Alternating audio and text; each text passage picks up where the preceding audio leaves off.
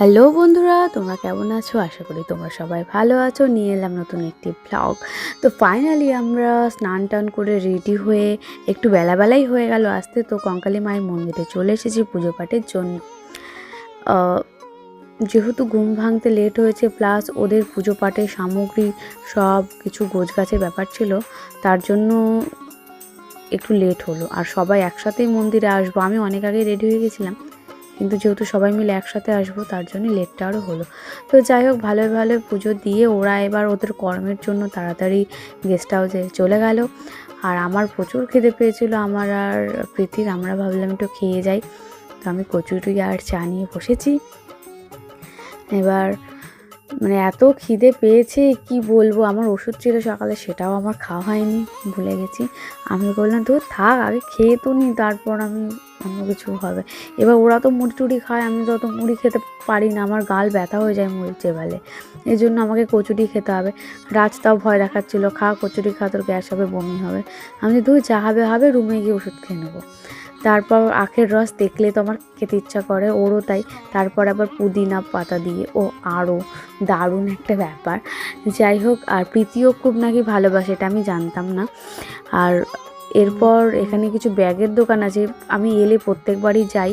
তো এইবার ভাবছি ব্যাগটা কিছু কিনবো না, চুড়ি কিনবো যদি ভালো পাই।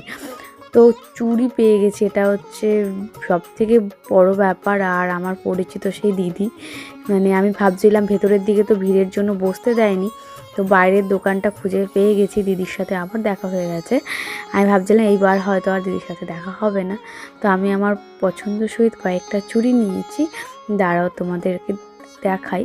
আমি 4-5 রকমের চুড়ি আর 4-5 রকমের কানের নিয়ে নিয়েছি। এই দেখো, এইগুলো সব চুড়ি।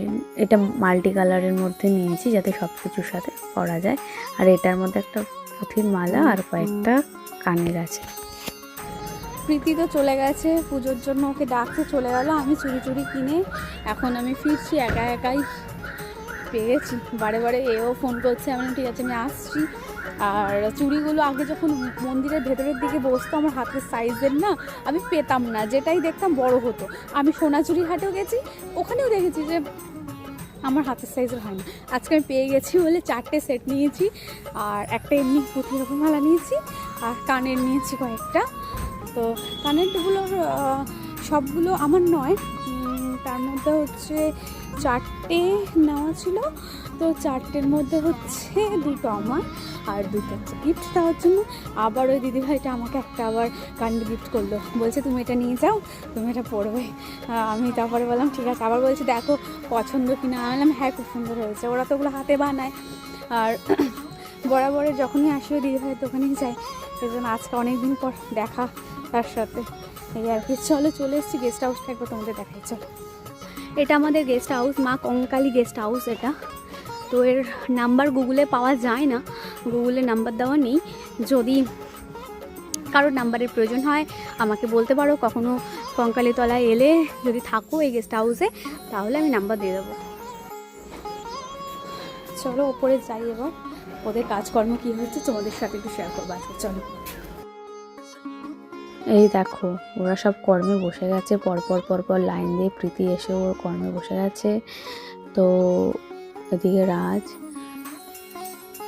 যাই হোক, ব্লগটা আর বাড়াবো না, এখানেই শেষ করছি। আবার দেখা হবে তোমাদের সাথে অন্য একটি ব্লগে। তো ভালো থেকো, সুস্থ থেকো। আজকের মতো বিদায় নিচ্ছি, টাটা।